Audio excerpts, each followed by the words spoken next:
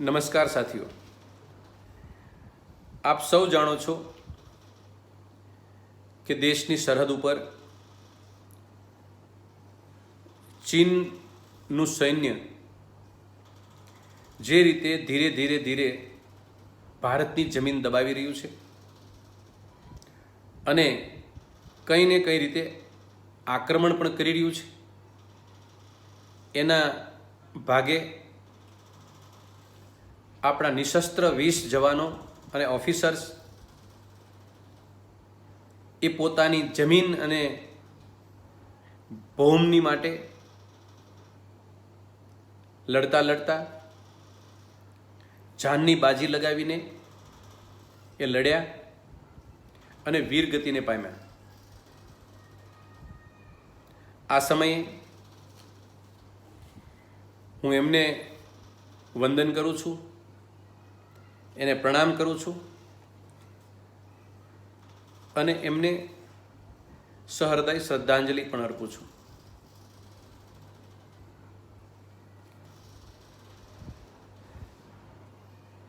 એક વાત બહુ સ્પષ્ટ છે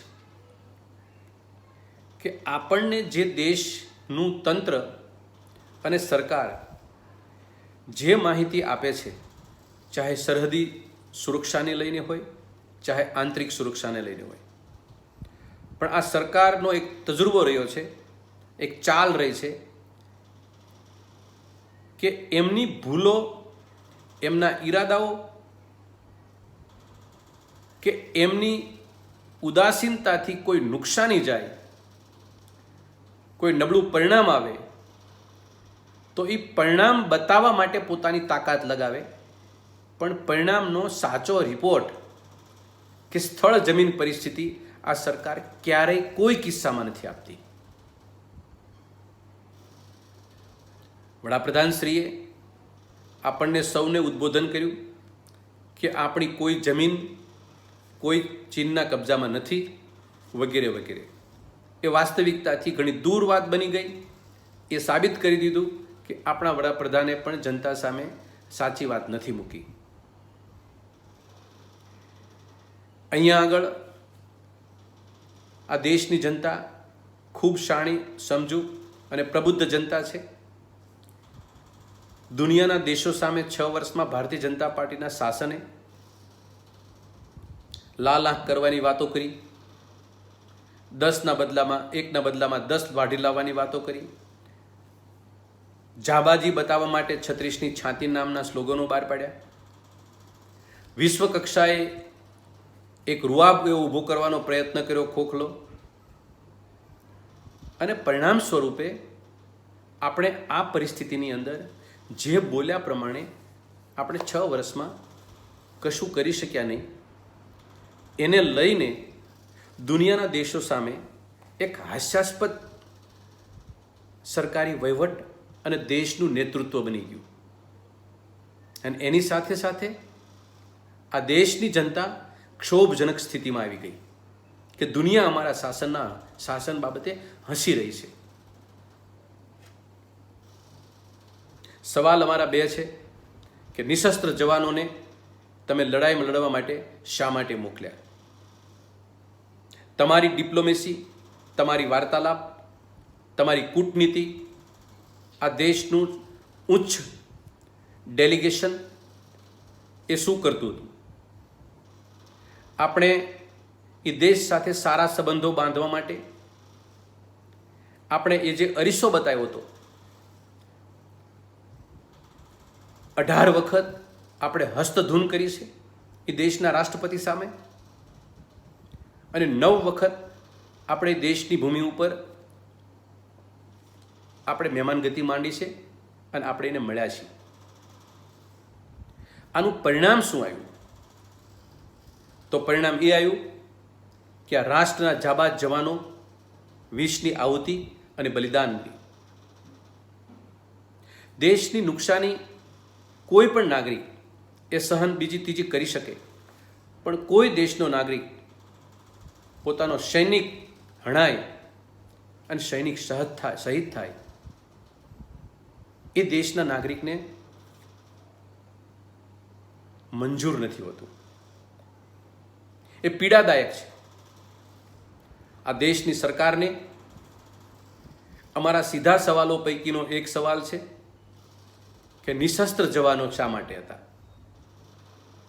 અને અત્યાર સુધીની અંદર આપણે કરેલી ડિપ્લોમેસી ચર્ચા, આપણે કરેલી કૂટનીતિ, આ એનું જ જો પરિણામ હોય 6 વર્ષના અંતે, તો આવી કૂટનીતિ દેશને મંજૂર પણ નથી હોતી. ઢીચણિયાવાળી અને કોઈ દેશની સામે તમારી આન બાન ને શાનને ખુલ્લી કરી દો અને દેશ નુકસાનીમાં જાય, એવો ધંધો દેશની જનતાને પણ મંજૂર નથી હોતો. 1962નો દિવસ મને યાદ છે. આપની સમક્ષ મૂકું એ વાત, પંડિત જવાહરલાલ નહેરુ આ દેશના વડાપ્રધાન હતા. ત્યારે એક ટાચણી પણ 62 સુધીમાં બની નહોતી. પાકિસ્તાન અને ભારતના હુલડો ચાલતા હતા. શિક્ષણ અને આરોગ્યના વિષયો, પ્રશ્નોને લઈને આ દેશ એક કામે લાગેલો હતો, એક માળખાગત સુવિધાઓ ઊભી કરવા લાગેલો હતો. એવા સમયે આપણા ભાગ્યે ચીન સાથે યુદ્ધ કરવાનું આવેલું, અને આ યુદ્ધની અંદર આપણા જાબાજ જવાનો લડ્યા, અને સારામાં સારી રીતે લડ્યા. આ દેશના સાર્વભૌમત્વને અને દેશની આન બાનને શાનને લઈ પંડિત જવાહરલાલ નહેરુજીના વડપણ નીચે અને સૈન્યને બિરદાવ્યું. આપણે ચોક્કસ એ સૈન્યમાં હાર પામી, પરંતુ ચીનના અને એના સૈન્યના દાંત ખાટા કરી નાખ્યા હતા, અને આપણી જમીન ઉપર ફરી કબજો ન લેવા આવે એ ટાઈપનો ઈશારો તો તે દિવસે કરેલો હતો. એના પછી 5 વર્ષ પછી જ શ્રીમતી ઇન્દિરા ગાંધી હતા વડાપ્રધાન, અને એ સમયે પણ યુદ્ધ કરવાનું ભાગ્ય આવ્યું.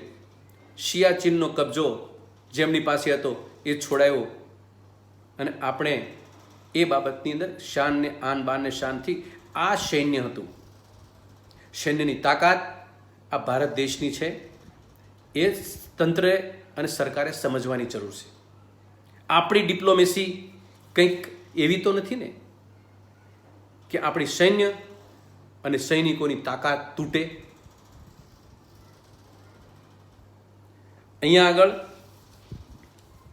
અમે એટલી અપેક્ષા રાખીએ છીએ કે દેશનું તંત્ર અને દેશની સરકાર, ચાહે આંતરિક બાબતોની વાત હોય કે ચાહે સરહદી બાબતોની વાત હોય, ચાહે સુરક્ષાની વાત હોય, સાર્વભૌમત્વની વાત હોય કે દેશને અખંડિતતાની વાત હોય, પણ દેશના સર્વોચ્ચ અધિકારીઓથી માંડી અને તંત્ર એનું દેશની જનતા સામે સાચો રિપોર્ટ મૂકે, સત્ય વાત મૂકે. દેશની જનતા પણ આ જાણવા માગે છે, અને અપમાનિત થવા તો કમસે કમ નથી માગતી, નથી સૈન્યને ગુમાવવા માગતી.